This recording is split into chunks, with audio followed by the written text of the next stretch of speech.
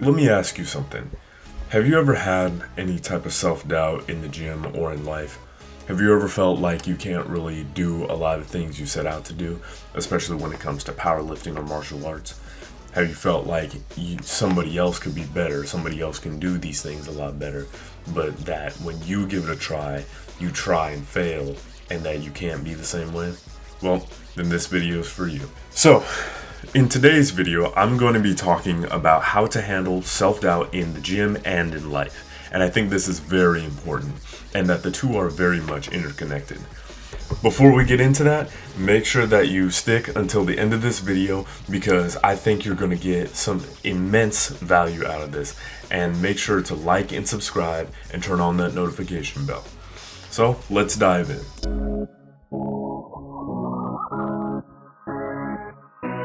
Now, for those of you who are trying to do a lot better when it comes to powerlifting, or when it comes to gym workouts, I think self-doubt is one of those things that's a huge killer when it comes to that, especially when it comes to moving heavy weights. You know, because when it comes to moving heavy weights, for example, if you fail on bench, you might think that you can never get to a certain level, especially considering when you look at statistics of how many people can bench 225 or 315 or even 405, right? Especially the lighter, the less you weigh. So the thing is that when it comes to weightlifting or doing any type of gym activities, but we'll focus on powerlifting right now, you have to do things that can get you outside of your comfort zone. When it comes to martial arts, you're going to have to try techniques that may seem like they're outside of your range of skill at the moment, but are definitely possible to do. So, I'll use myself as an example. There are two different things that I've done when it comes to weightlifting and calisthenics that when I finally did them, it really boosted my confidence and destroyed my self-doubt in the gym, because I realized I can go and do a lot of things that I never expected to be able to do previously. And it's one of those things where it's going to be very tricky, and a lot of people want to know whether they want to work on their mindset or their physique first, or their workouts first. And I think that personally you should start working out first, and then that will automatically start to build up a better mindset. It'll be a snowball effect as you go on. But it's one of those things where the more you do it, the better you'll get at it, and the better you get at it, the more you're going to be able to do things that were originally seemingly impossible for you. I had a friend whose girlfriend actually was never able to get a pull-up, and lo and behold, I kept trying to push her and tell her that she can eventually do it, because there are people who are heavier than her who can do a push-up, a pull-up. There are people who are not as strong as her who can do a pull-up. And eventually, you know, but the thing is that she kept doing things inside of her comfort zone, right? For example, she would always tell me that she couldn't do a pull-up, and she would always have to use rubber bands to pull herself up. I said, okay, that might be true at the moment, but honestly, stop doing that. Like, just start. There are two things, especially if you want to do a muscle up like I did eventually, that really help out with this. The first thing is that you do want to do banded pull-ups if you can't do a regular pull-up, because it is going to help you, and it's going to help you gain that confidence that you can eventually do a pull-up. You know, you can start out with, let's say, a heavy band, and then work your way down to a lighter band up until you can eventually do body weight. You know, she eventually got to body weight, but that was because I kept telling her, stop telling yourself that you can't do a pull-up. You have to eventually be able to believe that you can truly do a pull-up, and then eventually, through that work and that belief, you will be able to do a pull-up. And I know this because I've told this to multiple people, and I've done it myself, and eventually I've gotten to a muscle up.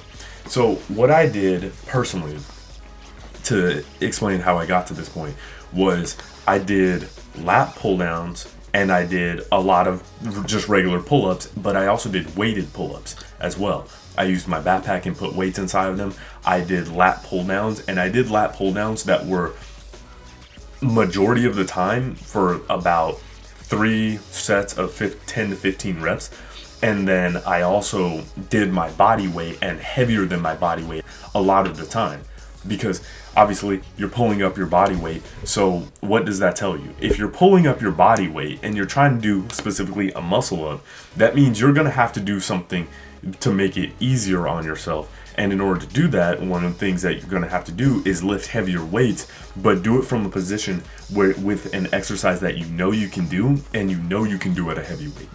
So eventually, over time, this is one of the first few things that I did that really boosted my confidence and destroyed my self-doubt with it when it came to doing a muscle up. But this can be done with pretty much any exercise to some extent. So like I said, I did lat pull downs and I did weighted pull-ups. And the thing is that I kept telling her specifically, she tried doing regular pull-ups without any bands, and she could only go about right here, right? So basically halfway. And I told her, that's totally fine. Leave it right there. Because what you're doing is you're overstressing your body now to a point that it's going to eventually start getting used to doing it without any help. And when it starts getting used to doing it without any help, your muscles start to adapt and they start to get way stronger as a way to compensate for the lack of help.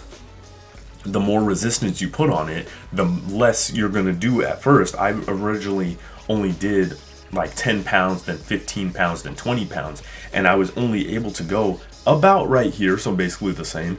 And I kept doing that.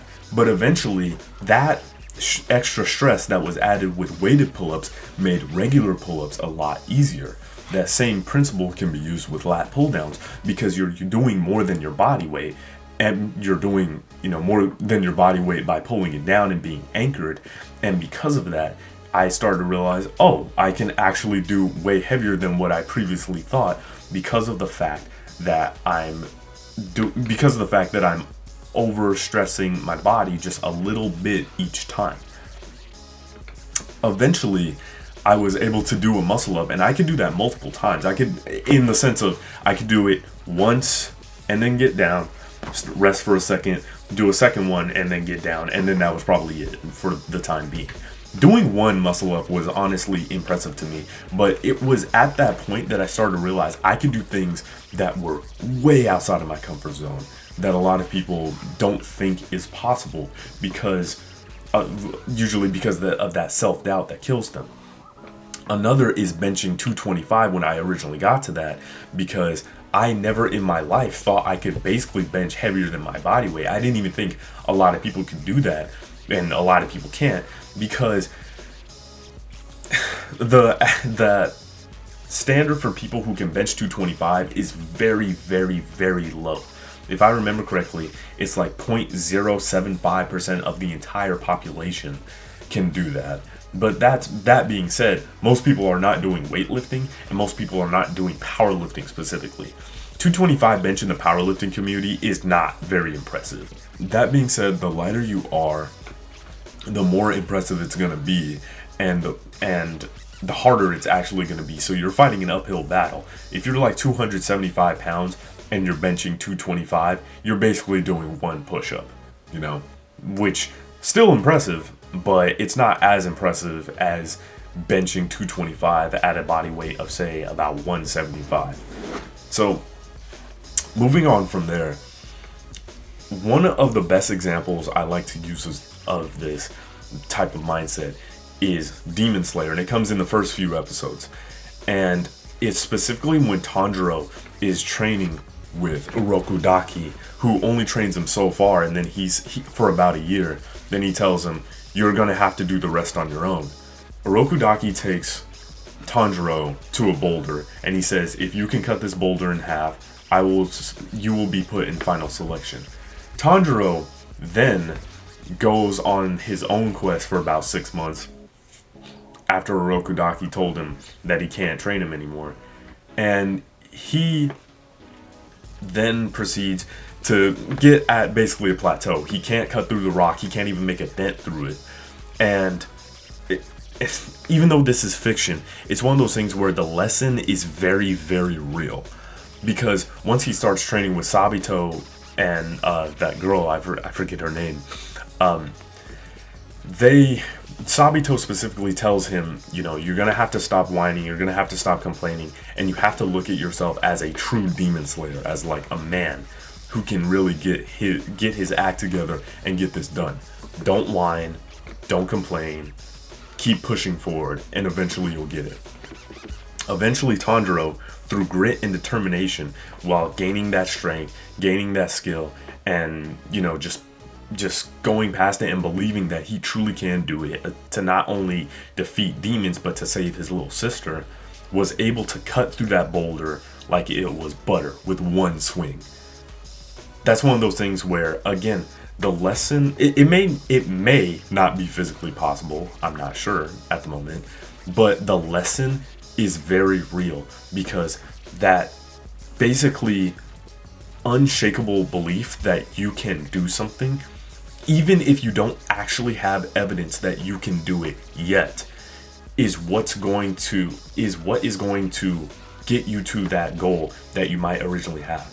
Personally, at the moment, as of, what day is it?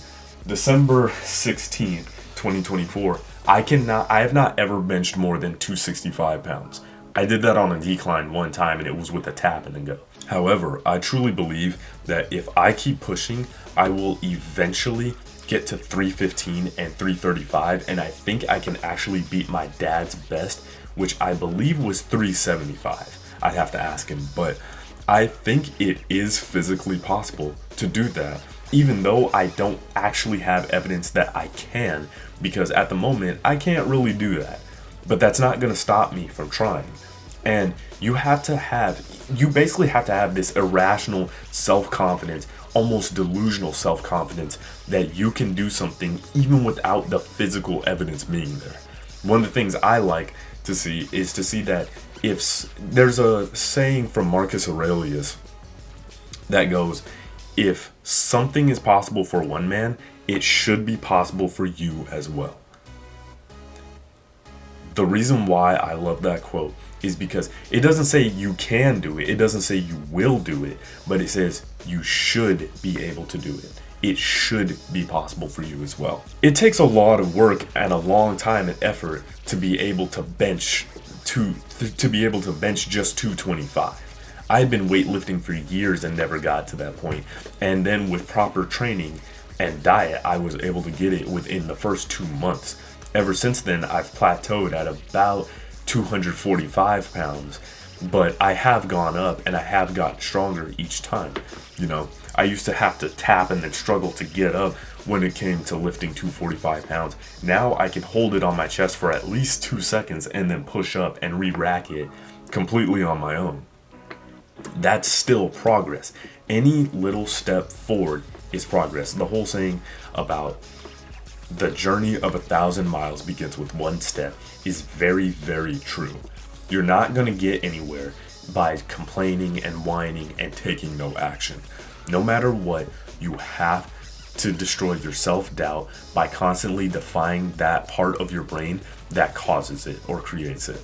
Basically, have that delusional, irrational faith in yourself, in your God, whatever you want to believe in, to get you to the point that you can truly do things that are really impressive.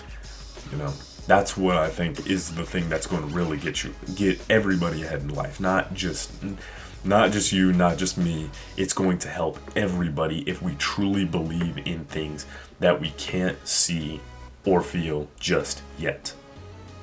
Now, that's it for today's video. And for those of you who don't know, my name is Rick Goodman. I'm the creator of Vexick Fitness, and I'm on a journey to create a strong society by creating strong individuals. If that interests you, then make sure to like and subscribe down below, and we will see you in the next video. Peace.